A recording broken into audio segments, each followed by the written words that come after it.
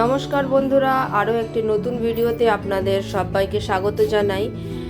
আজ হলো বুধবার। আজ এখন রাত্রি প্রায় 9:45 মতো বাজতে যাচ্ছে। জ্যাসলিনকে পড়াচ্ছিলাম। আসলে আমরা তো খুব ভোরে ভোরে স্কুলে যাই, আর এখন নতুন ঠান্ডা পড়েছে, তো সকালবেলা আধা ঘুমেই আমাদের উঠতে হয়, আর উঠে সকালবেলা রেডি হয়ে স্কুলে যাই। তো এসে একটু রেস্ট নিই, ঘন্টা দেড়েক দুই। তো 7টার সময়, 6:30 7টার সময় সন্ধ্যাবেলা উঠে একটু গরম কিছু ওকে করে দিয়ে তারপরে পড়তে বসি। তো মোটামুটি 2 ঘন্টা মতো ওকে দেখিয়ে দিয়ে আমি আবার রান্নার জোগাড় করি আজকে রাত্রের জন্য এবং পরের দিনে এসে আবার স্কুল থেকে খাওয়ার জন্য। তো আজকে একটু মাশরুম বানাবো। সেদিন ডিল শেয়ার থেকে কিছু সবজি কিনেছিলাম, তার মধ্যে মাশরুমটাও বেশ অফারে পেয়েছিলাম, মাশরুমও নিয়েছিলাম। আর এই কন্টেনারটা দেখছো, এই কন্টেনারটাও আমি ডিল শেয়ার থেকেই নিয়েছি, তোমাদের সাথে আর শেয়ার করা হয়নি। এই কন্টেনারটার মধ্যে আবার 6টা কন্টেনার ছোট ছোট রয়েছে, যার মধ্যে রয়েছে হাজারো ছিদ্র এবং সবজিপত্র। ওই ধরো একটু টমেটো কাটা বেঁচে গেল, একটু পেঁয়াজ কাটা বেঁচে গেল, সেগুলো ছোট ছোট বাটিতে করে ফ্রিজের মধ্যে ঢুকিয়ে রাখলে কোথায় যেন হারিয়ে যায়। আর আমি তো আবার বড় ফ্রিজ কিনেছি, তো কোথায় ভেতরে ঢুকিয়ে দেবো আর খুঁজে পাই না। আজ দুপুরে স্কুল থেকে ফেরার পথে একটু মাছও নিয়ে এলাম।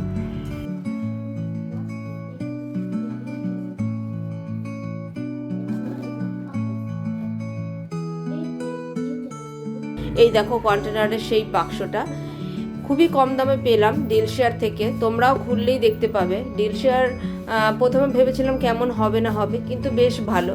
তো এই কন্টেনারটার মধ্যে তুমি তোমার প্রয়োজনীয় যা জিনিস, আমি তো সবজি রাখছি, তুমি অন্য কিছুও রাখতে পারো, ড্রাই ফ্রুটসও রাখতে পারো। তো যাই হোক, সবজিটা বানিয়ে নিচ্ছি। একটু মিক্স সবজি দিয়ে মাশরুমটা রান্না করব। আলু, ক্যাপসিকাম, গাজর যা যা ছিল আমার কাছে, মটরশুঁটি সব দিয়ে আজকে একটু মাশরুম রান্না করব। জ্যাসলিন রাজি হয়েছে মাশরুমটা খাওয়ার জন্য এবং 2-1বারও খেয়েছিল। তো ভাবলাম এইভাবেই ওকে সবজিটা খাওয়ানো যাক। তো গরম করার জন্য কড়াইটা বসিয়ে দিলাম, সর্ষের তেল দিয়ে দিলাম, দিয়ে তরকারিটা করে নেব। নিরামিষই করবো, এর মধ্যে কোনো রকম ননভেজ কিছু দেব না, পুরোটাই ভেজ হবে। আজকে রাত্রের মেনু হবে এটাই। আর তেলাপিয়া মাছটা ভালো করে ধুয়ে নুন হলুদ মাখিয়ে মাছের গাগুলো একটুখানি কেটে দিয়েছি ছুরি দিয়ে, যাতে নুন হলুদটা ভেতরে ঢোকে। 4 পিস মতো মাছ হয়েছে, 800 গ্রামের মতো ওজন হয়েছে। তো মাছটা 120 টাকা কেজিতে নিয়ে এসেছি। অনেক দিন পর তেলাপিয়া মাছ নিয়ে আসলাম। কাটাপোনা খেতে খেতে, রুই মাছ খেতে খেতে আর ভালো লাগছে না, চিকেনও অনেক খাওয়া হচ্ছে, তো একটু তেলাপিয়া মাছ নিয়ে আসলাম। স্কুল থেকে বেরিয়ে আমাদের স্কুলের সামনেটাই একটা মাছের দোকান বসে, একটাই দোকান যদিও, মাছের দোকান বসে, তো একটু সুবিধা হয় আর কি। তো ফেরার পথে একটু নিয়ে চলে আসি। তো তরকারিটা দেখতে পেলে আমি পেঁয়াজ লঙ্কা দিয়ে ভালো করে আলু দিয়ে ভেজে নিয়ে তারপরে মাশরুমটা কেটে রাখা ছিল দিয়ে দিয়েছি, মটরশুঁটি আর ক্যাপসিকামটা একটু পরে দিচ্ছি। তো মাছটা 4টে পিস হয়েছে, তাই জন্য কি করলাম, আমি কিছু বেকারি বিস্কিট আনি বাড়িতে, তো সেগুলো শেষ হলে তার কন্টেনারগুলো ফেলি না। এই কন্টেনারগুলো না পুরো এয়ার টাইট হয়, ভালো করে আটকে রাখলে বেশ সুন্দর হয়। তো আমি 2টো মাছ এর মধ্যে রেখেছি, আরও 2টো মাছ আলাদা করে আরেকটা কন্টেনারে রাখবো। এখন তো অনেকটাই বড় ফ্রিজ, অনেক জায়গা, যার জন্য আমার ফ্রিজটা কেনা আর কি, ক্যাপাসিটি একটু বেশির জন্য। আগের ফ্রিজটাতে এত জায়গা ছিল না বলেই ফ্রিজটা বদলাতে হলো। ফ্রিজটা কিন্তু আমার খুবই ভালো ছিল।